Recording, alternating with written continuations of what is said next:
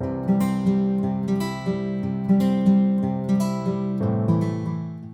week we talked about extraordinary prayer, right? Taking what's ordinary prayer to you and adding something a little extra. This week we get to see that extra does not necessitate time. We encountered blind Bartimaeus in our Bibles today. As so many others we have already read about, his prayer is not one of length or many words, but it's a prayer of desperation and faith. "Jesus, Son of David, have mercy on me," was his cry. His first shouts got no response from Jesus, but he did get a bunch of "be quiets" from nearby Jesus watchers.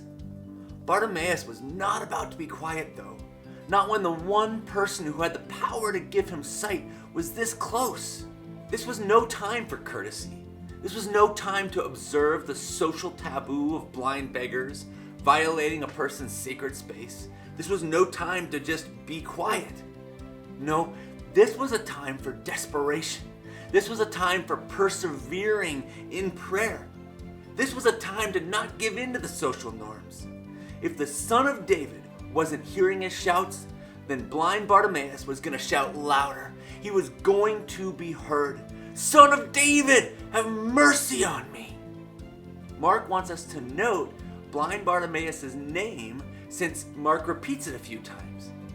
When you look up the Greek meaning of Bartimaeus, son of Timotheus, you discover this beggar's name was actually the Son of Honor. Now, that was what James and John had asked Jesus for earlier in the chapter, was it not? Honor, that we may sit one at your right hand and one at your left hand in your glory. Here was a blind man named the Son of Honor who sat beside the road. Mark skips over a number of events that are included in the other Gospels. Mark says they came to Jericho, and then he skips over the story of Zacchaeus and all that happened in connection with the short man who Jesus met, called out of the tree, and went to lunch with. And then Mark goes directly to the time when they left the city, in order to emphasize that there is a direct tie here between James and John's request and the events with blind Bartimaeus. Furthermore, you notice that when the blind man came to Jesus, Jesus asked him in verse 51, "What do you want me to do for you?" When James and John came to Jesus with their request for honor in verse 36, Jesus asked them, "What do you want me to do for you?" Exactly the same words. What was the trouble with these disciples? Well, they were spiritually blind, were they not? They couldn't see what was involved with their request. They wanted something, but they didn't see what was connected with it. They couldn't see the cup of wrath. They couldn't see the baptism of suffering, the hurt, the cross. They were blind. What was the matter with Bartimaeus? Well, he was blind. Jesus asked in both cases, "What do you want me to do for you?" So, the point of the story, the truly impressive thing about this account, and I think the reason why Mark has placed it here, is what Bartimaeus did. Here was a man who was aware of his blindness, whereas the disciples weren't. When he heard that Jesus of Nazareth was passing by, he became tremendously excited and began to demand his attention. "Jesus, Son of David, have mercy on me." A beautiful mix of humility asking for mercy and boldness shouting out. Everybody said, "Shut up, we're trying to hear what he's saying." But Bartimaeus paid no attention to them. He said again, "Jesus, Son of David, have mercy on me." They shushed him again. Many rebuked him, telling him to be silent, but he would not be put off.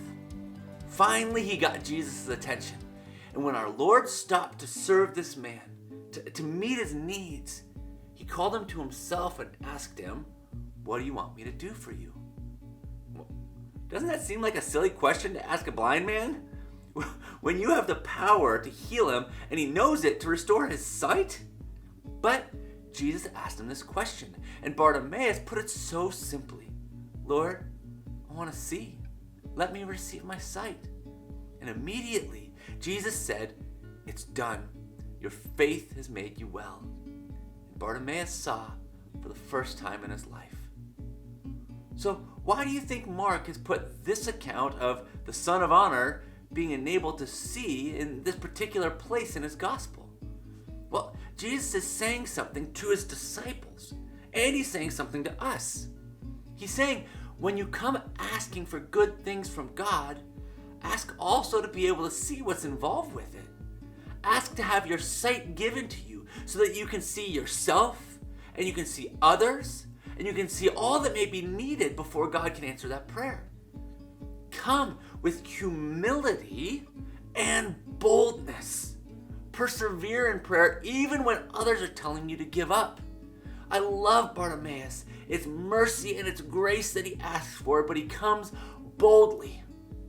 I am so challenged by this prayer of blind Bartimaeus. Right? Other Jesus watchers may tell you to be quiet, to give up, to stop praying.